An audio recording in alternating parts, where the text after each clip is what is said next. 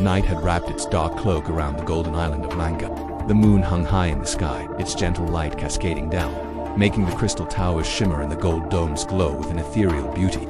It was a city built by gods, a fortress of unparalleled splendor, yet a palpable tension hung in the air. At the main gate, a formidable figure stood guard. This was Lankini, the mighty spirit protector of Ravana's kingdom. Her power was legendary, her vigilance absolute. No one could enter Lanka without her consent, and she had never failed in her duty. As she stood watch, a tiny shadow, no larger than a cat, crept silently towards the imposing gate.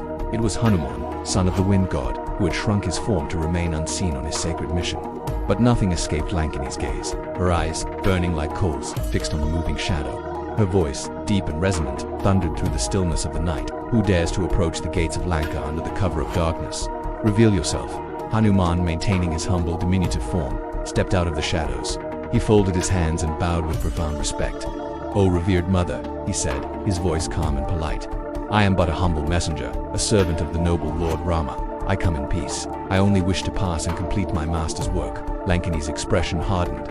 She was bound by her duty to Ravana, and the name of Rama, her king's sworn enemy, extinguished any spark of mercy. "A messenger of Rama has no place in Lanka," she declared with a swift, powerful motion. She struck Hanuman with her open palm, a blow that could shatter mountains. Hanuman, ever gentle, stood his ground, unshaken. He did not retaliate with his full might. Instead, with grace and control, he lightly touched her with the tip of his fist. It was a mere tap, yet it carried the immense power and sanctity of Lord Rama's name, a force that flowed through Hanuman's very being. The impact was immediate. Lankini stumbled backward and fell to the ground, the force of the blow resonating deep within her soul. The strike was not just physical, it was spiritual. It was a release. She slowly rose, a faint, knowing smile gracing her lips, even through the pain.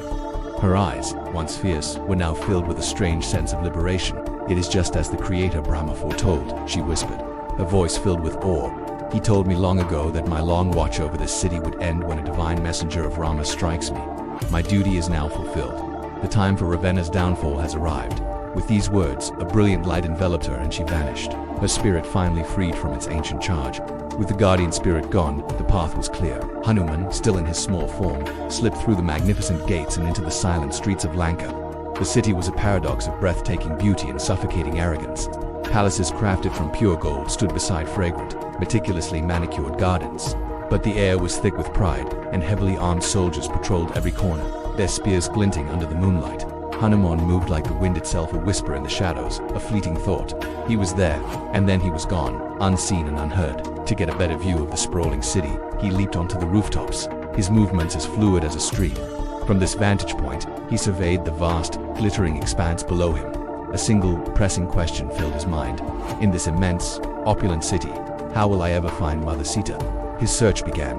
He moved from one grand palace to another, each one more luxurious than the last. They were filled with unimaginable wealth, precious gems, and silks from distant lands. But in all this material splendor, he felt a profound emptiness, a complete absence of the purity and devotion he was seeking. There was no sign of Sita. Finally, his eyes fell upon the grandest structure of all, the central palace of Ravana. It rose toward the sky like a mountain carved from jewels, its opulence so overwhelming it seemed to mock the very stars. Taking a deep breath, Hanuman entered the heart of his enemy's fortress. Inside, in a chamber adorned with every conceivable luxury, the demon king Ravana lay asleep on a magnificent bed. He was surrounded by his many queens, their beauty a testament to his power and conquests. Hanuman gazed upon the face of the king of Lanka. It was a face of fierce intelligence and unyielding pride, his broad chest marked with scars from ancient battles fought against the gods themselves. "He possesses everything a mortal could ever desire," Hanuman whispered to himself, a deep sense of pity welling within him. Wealth, power, and glory are all his, yet his heart knows no peace, no true joy. With a silent prayer to Rama in his heart, Hanuman bowed, not to the demon king but to the divine presence that exists in all beings. Then, as quietly as he had entered, he left the chamber. Once outside, a gentle breeze wafted through the palace grounds, carrying with it a soft, divine fragrance. It was a scent of lotus and sandalwood, pure and sacred. It felt like a beacon in the darkness, a thread of hope pulling him forward. Hanuman followed the scent, which led him away from the ostentatious palaces and towards a secluded grove bathed in the soft glow of the moonlight. The grove was tranquil. Birds slept peacefully on the branches of ancient trees, yet the very air seemed to tremble with an unspoken, profound sorrow.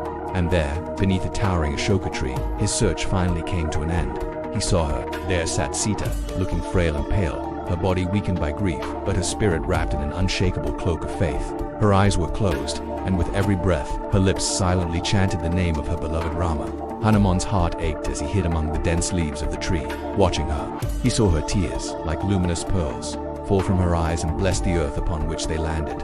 Surrounding her, a group of fierce demonesses, her jailers, stood guard.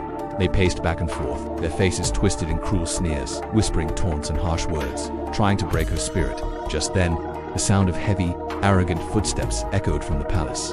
It was Ravana himself. He strode into the grove with an air of absolute authority, carrying trays of golden ornaments and precious jewels. He approached Sita, his voice, usually a roar, now a persuasive murmur as he tried to charm her with promises of power and luxury. Sita did not even look at him. She turned her face away, her gaze fixed on an inner vision of her lord. "My heart belongs to Rama, and only to Rama," she said, her voice soft but as unyielding as a diamond. "You may imprison my body, Ravana, but you can never, ever touch my soul." Her defiance ignited Ravana's fury. His face contorted in rage, and his voice boomed through the grove. "You have 2 months to change your mind," he warned, his threat hanging heavy in the air. 2 months to accept me as your husband. If you refuse, I will take what I desire by force." He spun around and stormed away, his rage so immense that the very earth seemed to tremble beneath his feet. When silence returned to the grove, Hanuman's heart was overflowing with compassion and righteous anger. He knew this was his moment. Now, he thought, I must speak to her and give her hope, but he hesitated, fearing that his sudden appearance might startle her, causing her more distress. He steadied himself, focusing his mind on the holy name of Rama, and prepared to reveal himself as a messenger of hope in the heart of despair. And so ends the second chapter of this sacred journey, the silent entry into a land of darkness, where a lone flame of devotion waits unseen, and faith is about to awaken the first light of hope. Thank you so much for joining us on this part of the journey. If you were moved by this story, please don't forget to like, share and subscribe to our channel for more. We look forward to seeing you in the next part.